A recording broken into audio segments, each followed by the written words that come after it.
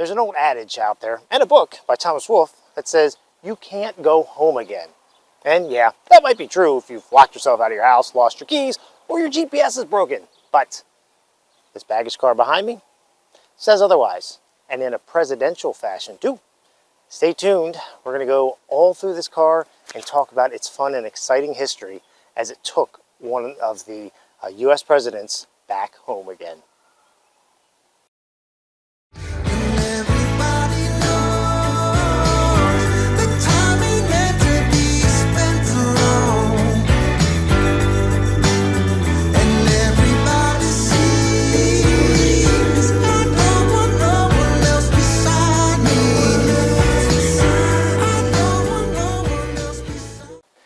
So baby Dwight D. Eisenhower was actually born in Denison, Texas in 1890 to Ida and David. He was the third of 7 sons. And it wasn't until 2 years later that Ida and David would pick up and move to Abilene, Kansas. Probably a little bit more prosperity there, I would imagine. And so at this point, and from this point until the very end of Dwight's life, Abilene was considered home. And that's where this car behind me comes in, because this particular car, C&O number 314, will be the car that takes Dwight D. Eisenhower home to Abilene, Kansas, where you can actually go visit his presidential library, and I highly encourage you go see that in the museum. It is phenomenal. I went myself, whatever it was, 2-3 years ago. I'll flash a photo up there, me doing my best Dwight D. Eisenhower. But you should really go and check that out for even more information if you really want to do a deep dive into Dwight D. Eisenhower.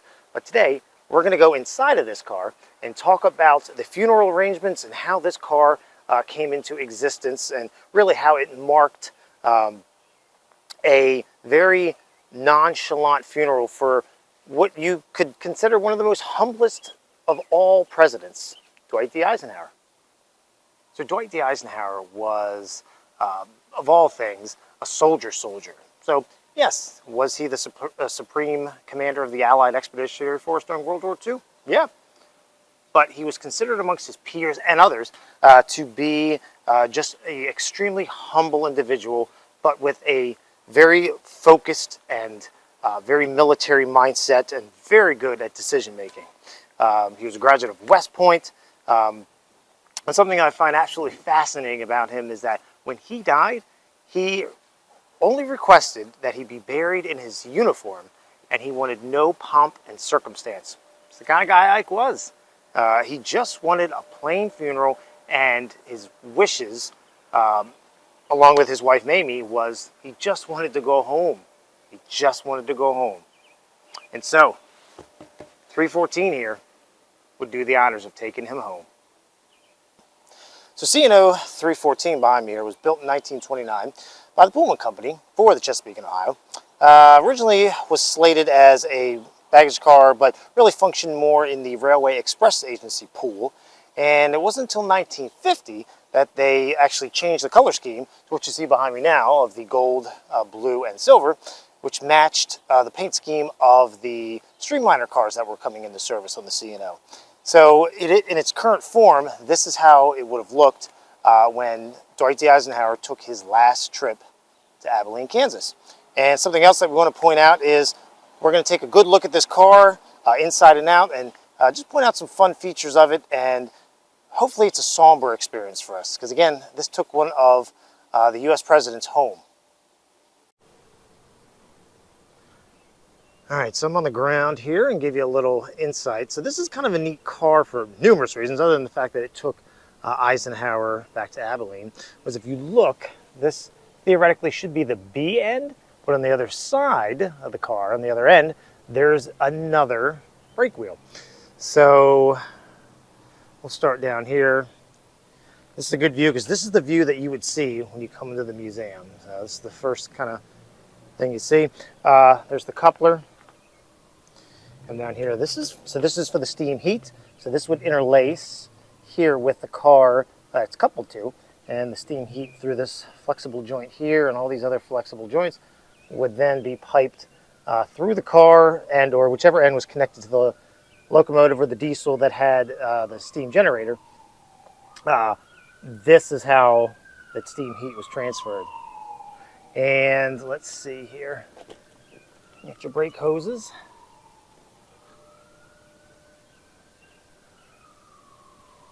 And let's move over here. So this was very typical of, I like how apparently these were Pullmanite trucks. And so again, this was built by Pullman in 1929. Plain bearings, as was normal for that time period. Here's your brake shoes. I'll keep moving here. I also think it's kind of interesting that each particular wheel set, or each wheel, is numbered. It's 12, 10. Over here is 8. And so obviously this is the even side of the car. And the other side of the car, when we get there, that's going to be the odd side of the car. So you got coil springs here and leaf springs. So again, with heavy weights, when you have 3 axles on each truck, and wooden insulators here as part of the suspension, this would all make for a nice comfy ride while you're inside. So you see the frame here, and we'll keep moving west.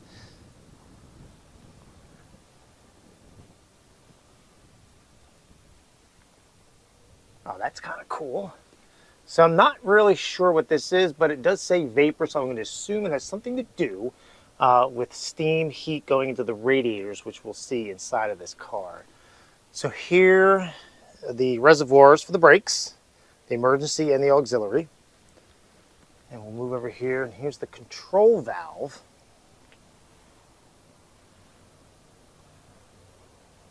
For this particular one.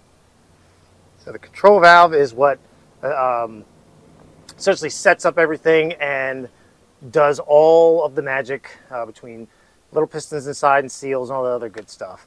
So this is where the magic happens for the brakes. So let's keep moving.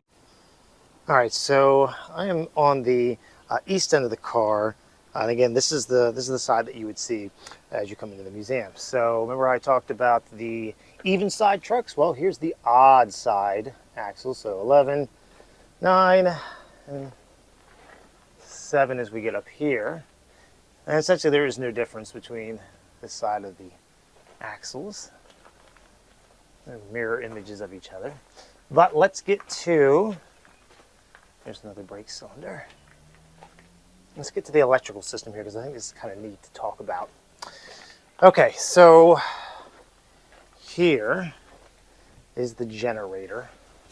We could probably get a better view like this. Okay, so if you see the ribbed pulley over here, all these ribs, and there is a ribbed pulley also on the axle here. What is this one number? Oh, this one's missing. So, this is number 5 axle. But so 5 axle here would have been spinning while it's obviously the train is being pulled, and there would have been a giant V belt that connected this to here and going. Whoop. I don't know if it would have made that sound, but actually I know it wouldn't have made that sound. But and then it would have spun this pulley, which would have then spun this generator. And that would have created electricity, DC electricity, I surmise, to go, I say surmise because the plate on this thing has been painted over at least twice, so it's really hard to tell. But batteries run on DC, so you get your main cables coming out here, a little junction block, follow this conduit over to another covered junction. And this is where it kind of gets a little neat. So it spreads out in the multiple directions here. This side will take you down and go into this. And this port is where they would plug into station power. So if they were in a station, in this case, let's say Union Station, and they were waiting for the locomotive to be hooked up, obviously, if you're sitting still, this number 5 is not spinning, therefore it's not creating electricity. So they would have plugged in at that above me, and this car would have had lights and HVAC, etc. Well, air conditioning, not heat because it was steam, but it would have had all that going for it while it's just sitting stationary. So that's more of the, it's sitting still. Okay, now it also runs here into the battery box, obviously to charge the batteries, which is, this is the battery box. And then onto the other side, it goes over here and feeds the other battery box. So let's go look at the battery box itself. And like most battery boxes in railroad equipment, you have wood as insulators here. Now obviously we have no batteries to speak of, but batteries would have sat on top of here as an insulator. So that way, you know, you didn't have all kinds of acidic nastiness going on there. And that's essentially how electricity was generated for this car. I think it's kind of neat. You know, they were trying everything, you know, back then. Again, this car was built in 29 and probably modified somewhere in the 40s or 50s. But I mean, I've even seen cars around the museum and other places that have generators that were driven not by belts, but by actual drive shafts, almost like ring and pinion gears on your car. Like, you know, an axle has the pinion side, or has the ring gear in it, and then the drive shaft has the pinion, and it spins, and therefore spins the generator through the drive shaft. So, you know, they were, you know, different companies did different things when they built this stuff. So I think it's kind of fascinating. Why don't we go inside, have a little look-see?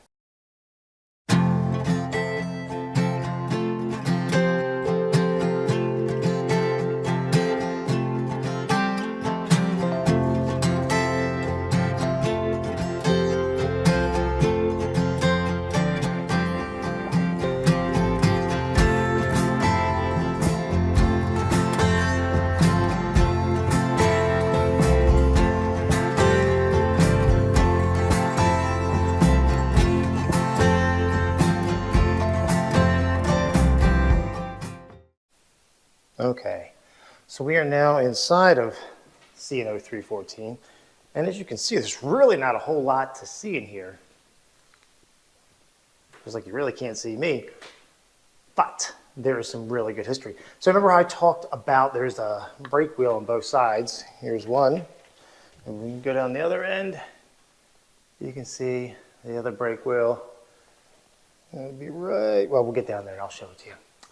So you got corrugated interior here, corrugated steel, aluminum right there. Again, talked about the brake wheel. And you got handholds up top here. And I assume they could also use that to kind of strap things down and whatnot. And there's the lighting, follow that down. There's the HVAC vent. And like we said, it had steam heat. There's the radiators. And here's probably what you really want to see. I know it's what I want to see. And so these two, so it has two sets of doors. One larger set and one smaller set. So the smaller one has the single window right here. And this has the double windows right here. It was here, right here, that Eisenhower's casket was put in. And there's a couple of photos where you can see it was definitely the doors with the two windows that it went in through. And it sat right here where I'm standing. And I think that's pretty epic, somber. I know I use that word a lot in this video, but it is. So yeah, we are standing, we'll call it on hallowed ground here. And this is it. So let's keep moving here. So we got the steam heat.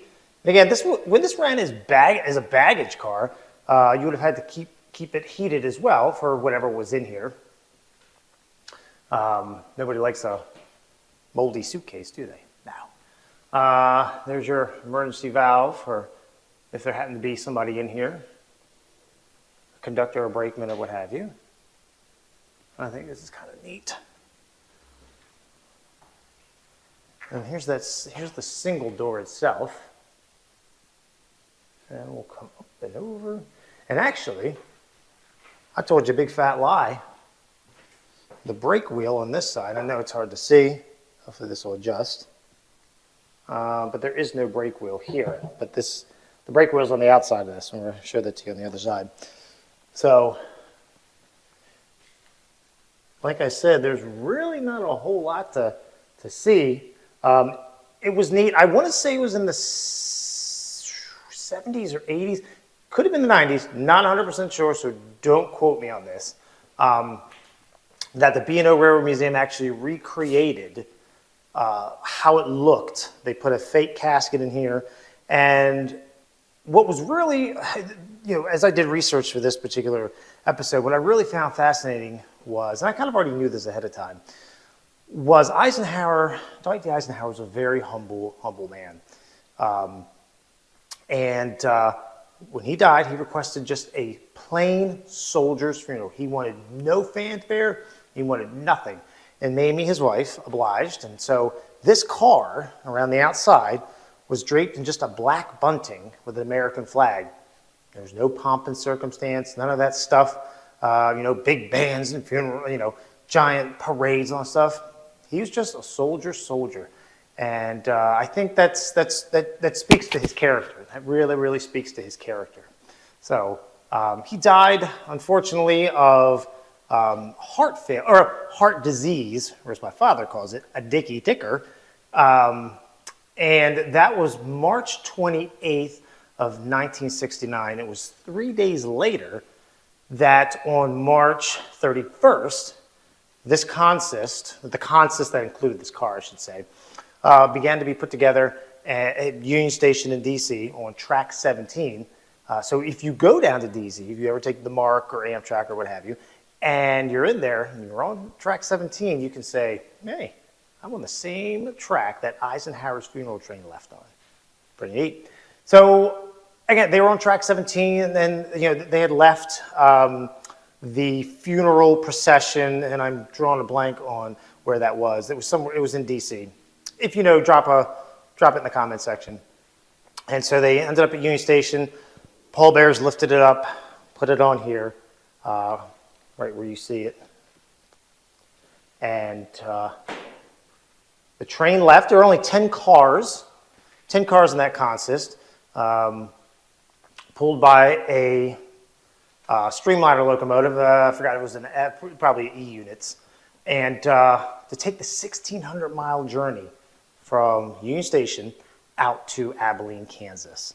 And Mamie was, so only the governors knew. This was kind of neat too. They didn't really tell the public about this. So only the governors of the states that they went through knew ahead of time as to what was really going on and why the train was coming through. Because again, he didn't really want big pomp and circumstance, people to line the streets. But let me tell you, they came out in droves. If you look at the pictures of that funeral procession, boy, they came out in droves for him. I can understand why. Like him or love him as a president, I don't do politics on this channel, but as a man, as a human, I thought he was a great human. But that's my own personal opinion. So one thing I want to point out before I forget is if you are just as enthralled by railroads and presidential history, there's a really great book by Bob Withers that talks about both. And here it is. The President Travels by Train, Politics, and Pullmans. Excellent read. Get it wherever you find your books. I'm not here to promote anything, but it is a great read. Eisenhower's in it. FDR's in it. Truman. They're all in it. So pick that up wherever you can find it, and I guarantee you that is going to be a fascinating read for you.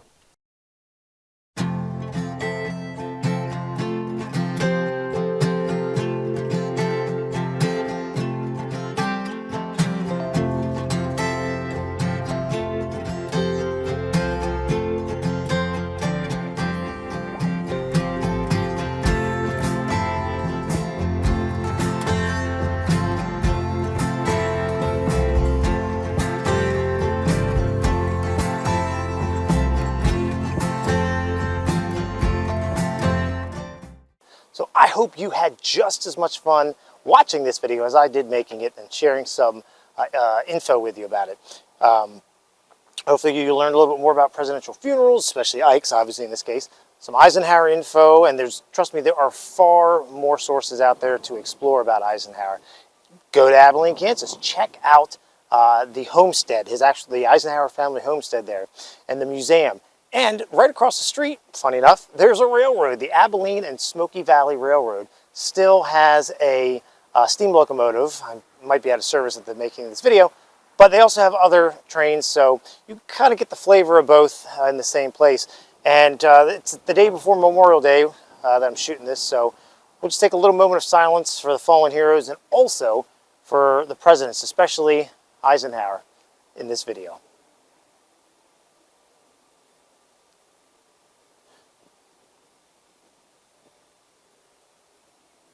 So stay tuned, and we have some really good stuff coming your way that's going to be kind of chasing and going across the first 13 miles or so of the Baltimore and Ohio. So stay tuned, have fun, and as always, keep looking for history every place you go.